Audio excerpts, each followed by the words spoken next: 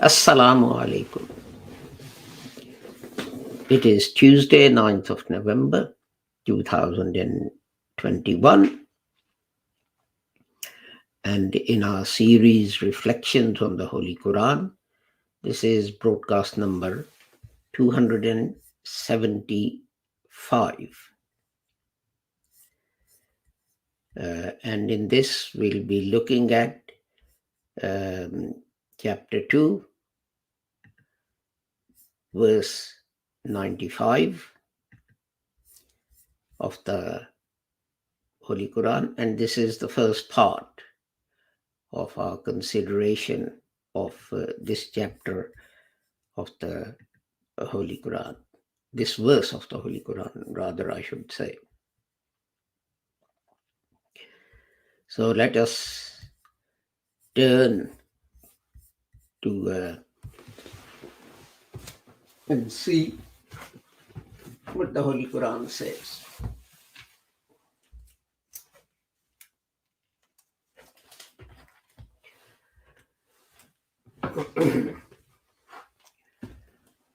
أعوذ بالله من الشيطان الرجيم بسم الله الرحمن الرحيم ولن يتمنوه أبدا بما قدمت أيديهم والله عليم بالظالمين. And they will never invoke it on account of what their hands have sent on before, and Allah knows the wrongdoers. I go back to the last verse. Say, if the abode of the hereafter with Allah is especially for you, to the exclusion of the people or other people, then invoke death if you are truthful. And then it goes on to say, and they will never invoke it on account of what their hands have sent on before, and Allah knows the wrongdoers. And the two words that we are going to discuss today in this broadcast, one we discussed a while previously. You might remember this is Yatamannaw. And if you remember that previously, in the previous verse, we had it in the form Fatamannahu. And you can see that there it was fa, here it is ya, and then except that the first occurrence had a hamza at the end, here there is no hamza. The letters in the middle are all the same. So it's a triliteral root is Mim, Noon, and Ya. And in different derived forms, it appears, in total it occurs, this root occurs 21 times in the Holy Quran. And the words using this root, they have 6 different derived forms. 6 times it is Umniyat, and 6 times it is Yatamanna, and 3 times it is the manna, and 3 times it is yumnaya.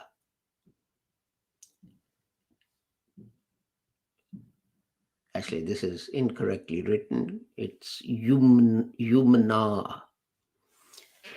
and 3 times, twice it is yumani, and once as mani. And if you look at its use in various places, chapter 22, verse 52, is atamanna, is atamanna, actually. It's the difficulty of writing Arabic in an English, with an English word processor that causes these sort of errors. He recited.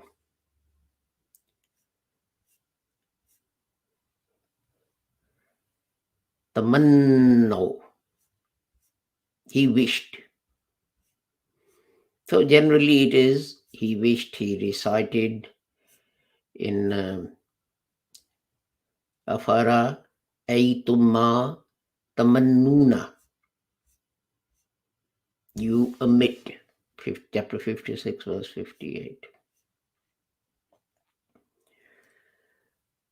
And but mostly it's wishful thinking, desire, and lastly it is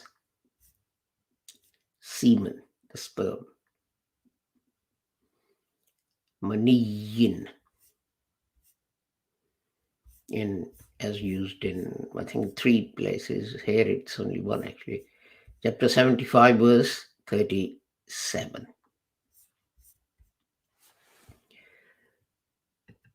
Now, its basic meaning, you have mim noon ya, and the basic meaning is to determine,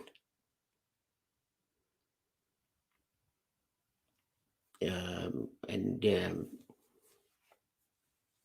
to estimate. Al-manyu. And some people say there is a weight used in Eastern countries, man, and they say that man comes from this word because they say that what you're doing is you are estimating. What you've done is you've taken something and you said that is 1 man, and you have something else and you're comparing it and you're estimating the weight of this thing. As I said, it also means sperm.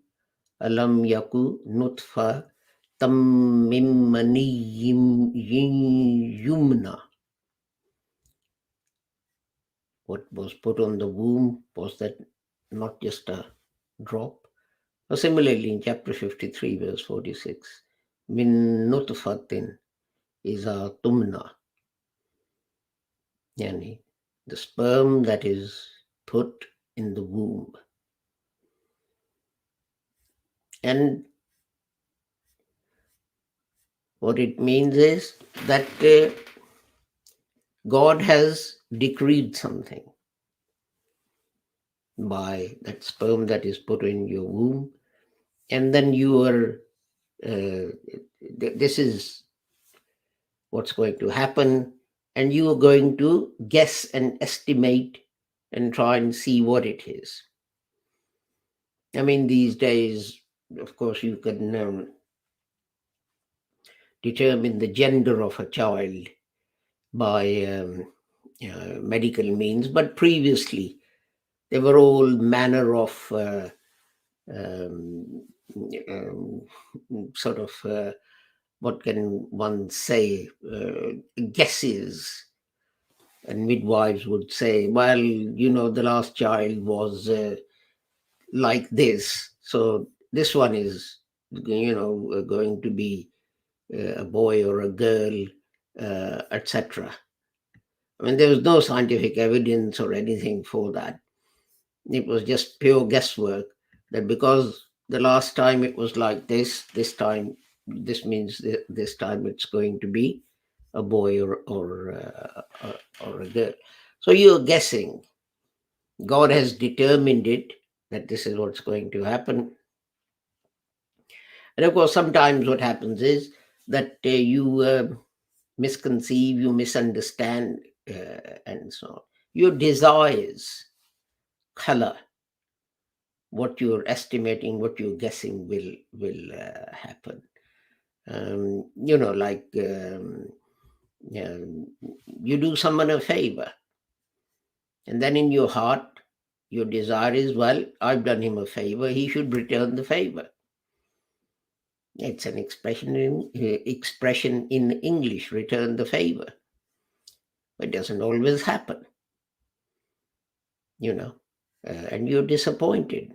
And God says in chapter 53, verse 24, lil insani sani ma tamanna. What you desire. Do you get it? And then there's this verse which says, or the previous one which says that, ask them to wish for death.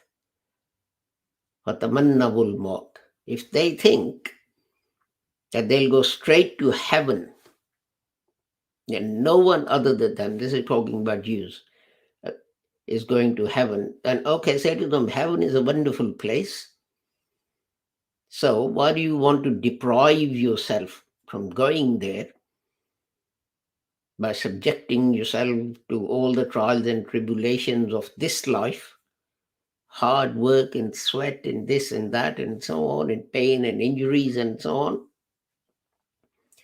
If you really believe this, well, then, ask for death so that you go straight to heaven. And God says they won't do it because they know it's not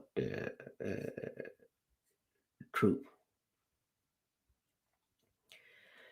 So, as I say, Urdu speaking people would know that, the Urdu word tamanna, desire, wish, comes from this as well. Now, as I have said many times previously, that we should be very careful with the context in which these words are used in the Holy Quran. So, in one place, I think it's chapter 2, verse 52, God says that, before you, we sent prophets, and the same thing happened, that after the prophet had gone, the devil then led people away from the path of God. And people mix up things with the word of God that had been revealed to them. And then, of course, another prophet would come and he'd reform them, and tell them the correct commandments of God and so on, and then he'd die, and so on, until, of course, the Holy Quran came, and God said, okay, I have revealed this and I will protect it. So now no one can make changes to the Holy Quran because I'm going to protect it. Now, what happened was that because many commentators of the Holy Quran restricted the meaning of this word to desires, wishes, and nothing else, then that applied to the prophets as well. That prophets are misled. As I said, it was the prophet had gone, left, and then devil misled people. But the way the commentators interpreted this verse, it seemed as if it was the prophets who were mixing their own desires with God's revelation, which then, of course,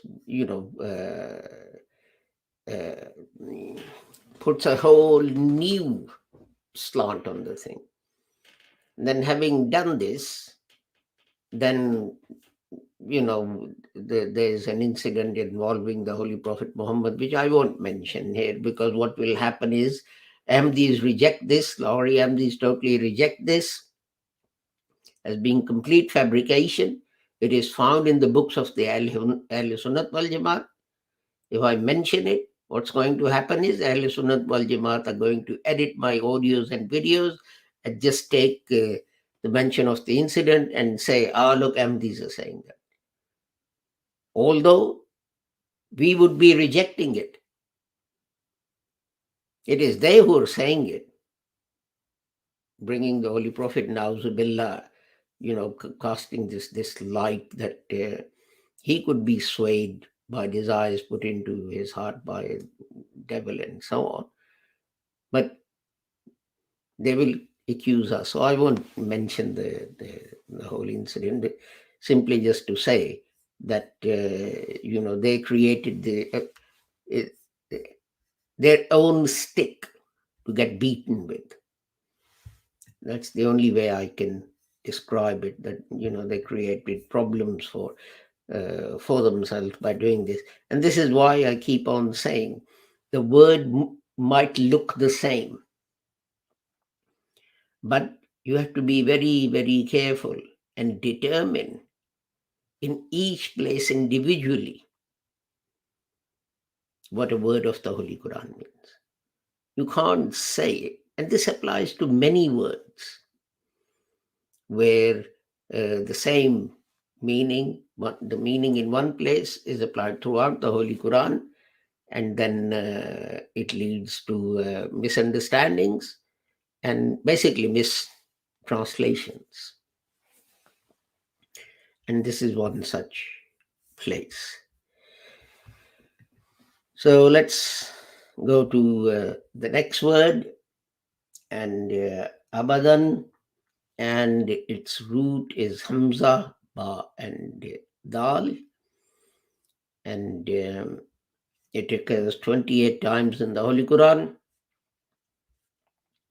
And although it occurs only in one form, abadan bima qaddamat aydihim wallahu alimum bizzalimin, chapter 2 verse 95 here. Ever. So it means ever or forever in all its forms. It just has one forms, but it just means forever or ever. I guess you could say that ever and forever are just two different words of meaning the same thing. For example, wala yatamannawnahu abadan bima qaddamat aydihim. This is chapter 62 verse 7, and here it means ever. Later on, khalidina fiha abadan zalikal fawzul azim, which is chapter 64 verse 9. and here it means forever. But you could argue that, you know, ever and forever are interchangeable. Khalidina fiha abadan qad ahsanallahu lahu rizqan. Chapter 65, verse 11. Here it's translated as forever, and this is about heaven. But then we also have فَإِنَّ لَهُ نَارَ جَهَنَّمَ خَالِدِينَ فِيهَا أَبَدًا. Chapter 72, verse 23. And people take that to mean that people, if you go to hell, you'll stay there forever. Okay. Now, the word itself means how shall I explain this? An unlimited time. An unlimited time, which is forever. Now, the first thing we notice about this is that if it's an unlimited time, limitless, then it can't have plural. In Arabic, you have two types of plurals. You have duals, which is a plural for two people, and then you have plural itself for three or more. But if something is without limit, you can't have two of them. Because as soon as you say there are two of them, then that means you're putting a limit on the first one, which is a contradiction, because you said this time is without limit. So you can't have duals and you can't have plurals. But some people say it does have a plural, which is abadan. And but others object to it, and they say, well, strictly speaking, we don't find this word in Arabic literature, so it's not actually Arabic. You might have made it into a plural, but it's not actually Arabic. Now, this thing, of course, takes us to the two verses that I recited earlier about Jannat and Jahannam. And to the fact that many Muslims believe that all non-Muslims will go to hell and they will stay in hell forever. They'll stay in hell forever. Some of them believe that Muslims may come out of hell eventually, but they believe that non-Muslims will abide therein forever. Now, I disagree with that for this reason, that, let's take hell as a place of punishment. Now, if you commit a crime, then depending on the nature of the crime, the severity of the crime, you get sent to prison. But eventually your sentence comes to an end. Actually, I didn't think of this during the Urdu broadcast. I've just thought of it. What happens is, every now and then, the authorities ask, has he reformed? And if you have, they say, okay, you don't need to serve the rest of your sentence in prison. We're going to let you go. They send you home. Because there is no point in keeping you in prison if you have actually reformed. So that's one one aspect of hell, that it's a place of punishment. But each punishment has to come to an end. It can't be without end. That would be unjust. If someone does a bit of, picks a pocket, or, um, steals a bar of chocolate from a shop, then there's someone else who walks into a bank with a machine gun, shoots dead the guard, attacks other bank employees, injures them, kills them, and then steals 20 billion pounds. Would you think it was justice if the person who shoplifted a bar of chocolate and this bank robber who shot and killed so many people, 2, 3, 4, they go to prison for the same length of time? You're going to say that's not justice. That is wrong. Someone who stole a bar of chocolate, maybe you should have not even put him in prison. I don't know. Let him off with a slap on the wrist, as they say. And this is the point, that there has to be an end to the punishment someone receives. The other way to consider hell is, of course, that it's like a hospital. You're ill, you go in there. In this case, your illnesses are spiritual, and you receive treatment, and eventually you get better, you're cured, and you leave. That's how it should be. But you're not going to be kept in the hospital even after you've recovered. What would be the point? What would you gain? Nothing. And that is the point. But another way to look at that is that, if someone does something wrong, a kid cheats in an exam